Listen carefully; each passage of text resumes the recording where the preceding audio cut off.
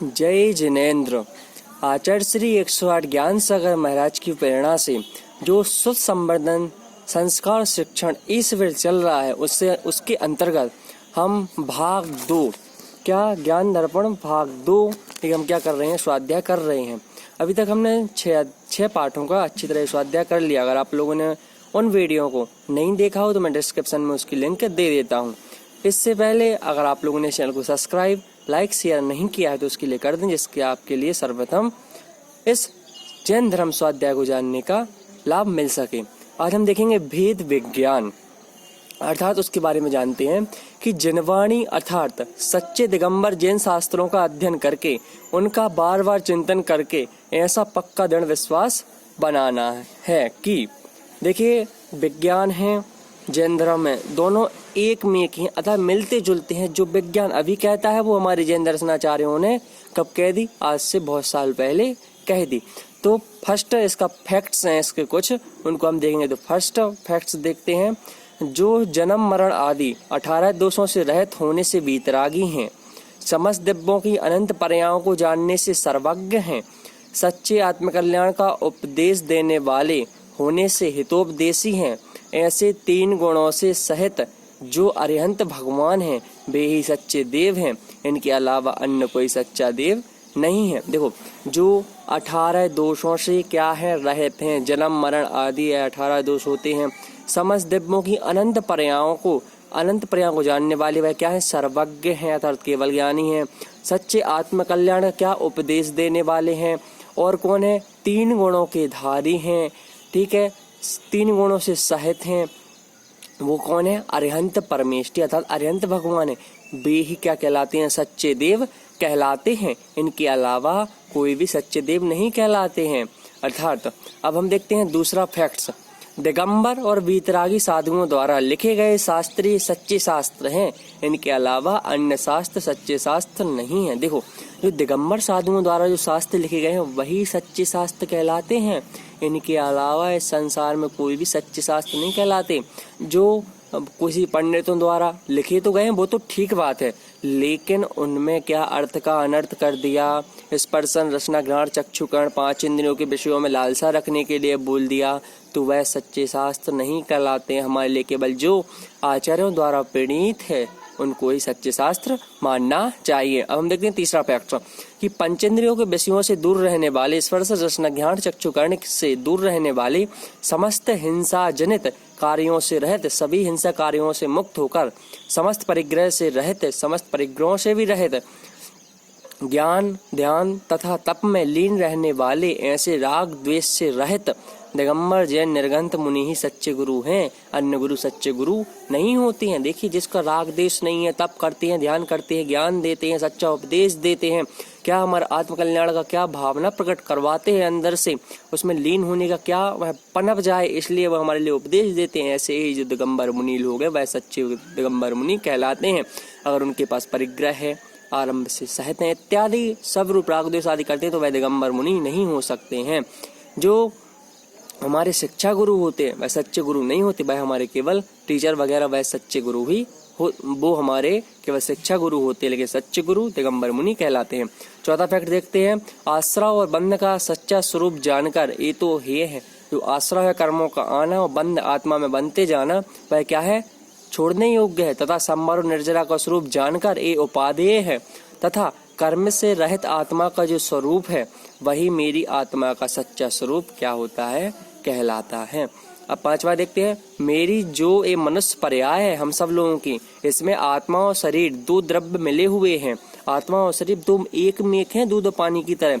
जो दिखाई पड़ता है वह तो शरीर है, और इसमें जो शक्ति रूप से जानने देखने रूप कार्य को करने वाला है वह आत्मा है।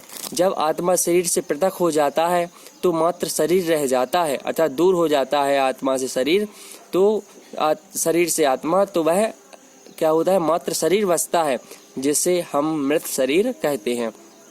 6वां, आत्मा की 2 पर्याय होती हैं, शुद्ध पर्याय अर्थात मुक्त या शुद्ध पर्याय, तथा अशुद्ध पर्याय अर्थात संसारी जीव की पर्याय हम सब लोगों की होती है। 7वां, मेरी वर्तमान मनुष्य पर्याय अशुद्ध पर्याय है, मेरी आत्मा दिव्य कर्म भाव कर्म नो कर्म लगे होने से अशुद्ध है, आत्मा के साथ जो पुद्गल कर्म चिपके हुए हैं वे तो द्रव्य कर्म हैं। आत्मा में जो राग द्वेष क्रोध आदि विकारी परिणाम होते हैं वे भाव कर्म हैं और शरीर आदि 9 कर्म हैं। मेरी आत्मा स्वभाव से तो सिद्ध भगवान जैसी अनंत ज्ञान दर्शन शक्ति वाला दिव्य है, लेकिन वर्तमान संसारी पर्याय में उपरोक्त 3 कर्मों से सहित होता हुआ संसार में हम सब क्या भटक रहे हैं। चलिए 8वां फैक्ट देखते हैं। यद्यपि मैं जानने देखने अर्थात चेतना वाला जीव द्रव्य हूँ, फिर भी अज्ञानवश अपने स्वरूप को न पहचान कर जिस जिस शरीर को प्राप्त करता हूँ उसी को अपना स्वरूप मान लेता हूँ। यह मेरी महान भूल है और इसी से मैं क्या संसार में भटक रहा हूँ।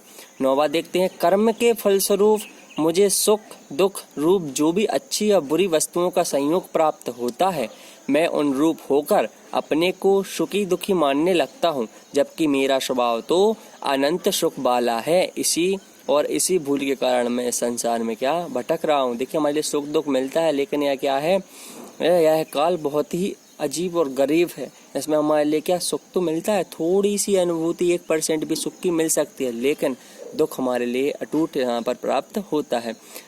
10वां, मैंने अपने को दूसरों का सुख दुख देने वाला मान रखा है। दूसरे को सुख दुख वास्तव में उसके अपने कर्मों के उदयानुसार होता है, परंतु मैं अपने अज्ञान से अपने को अन्य के सुख दुख का कर्ता मानता हूँ। यह मेरी महान भूल है। हम सोचते हैं कि हमारी वजह से उसके लिए दुख हुआ है सुख हुआ है, तो यह हमारी भूल है। यह तो केवल कर्मों के हिसाब से होता है और इसी भूल के कारण संसार में हम सब क्या भटक रहे हैं। 11वां, संसार का कोई भी पदार्थ अच्छा या बुरा नहीं है। मैं अपनी कसायों के अनुसार उनमें अच्छे बुरे की कल्पना कर लेता हूँ। मुझे वस्तु के स्वरूप को जानकर ऐसी भूल नहीं करना चाहिए। यही भूल मेरे संसार भ्रमण का कारण है।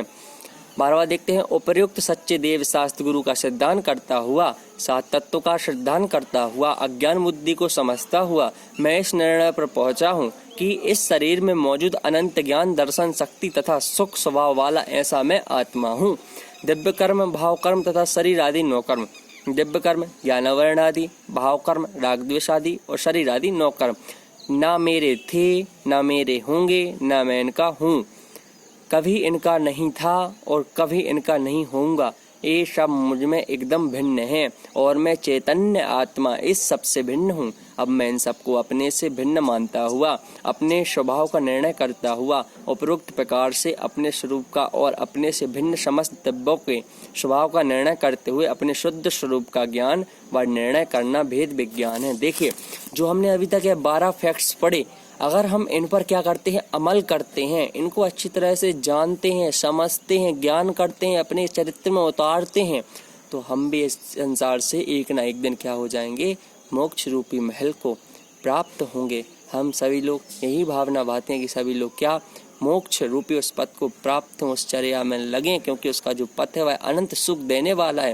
यहाँ पे तो हमारे लिए केवल दुख ही दुख प्राप्त होता रहता है, लेकिन वहाँ पर केवल एकमात्र क्या है, वह केवल सुख है। कोई किसी से राग द्वेष आदि कोई मतलब नहीं रखता। इसलिए हमारे लिए इन द्रव्यों को, शरीर आदि 9 कर्मों को, क्या भाव कर्म राग द्वेष आदि को, 7 तत्वों को, पंचेंद्रिय के विषय को त्याग कर, आरंभ को त्याग कर, परिग्रह को त्याग कर, इन सभी वस्तुओं को क्या धीरे धीरे छोड़ के उस मोक्ष रूपी पथ मार्ग में हमारे लगना है और धर्म ध्यान शुक्ल ध्यान लगाकर तीनों रत्नत्रय को धारण करके उस मोक्ष रूपी पथ को क्या करना है, प्राप्त करना है। अगर आप लोगों की कोई भी जिज्ञासा हमारे लिए कमेंट के माध्यम से बताएं, हम उसकी जानकारी आपके लिए वहीं पर उसका समाधान कर देंगे। पुनः आप सभी के लिए जय जिनेंद्र। अगर आप लोगों ने इस चैनल को सब्सक्राइब नहीं किया है उसको कर दें और सभी जगह शेयर करें। बोलिए आचार्य श्री 108 ज्ञान सागर महाराज जी की जय।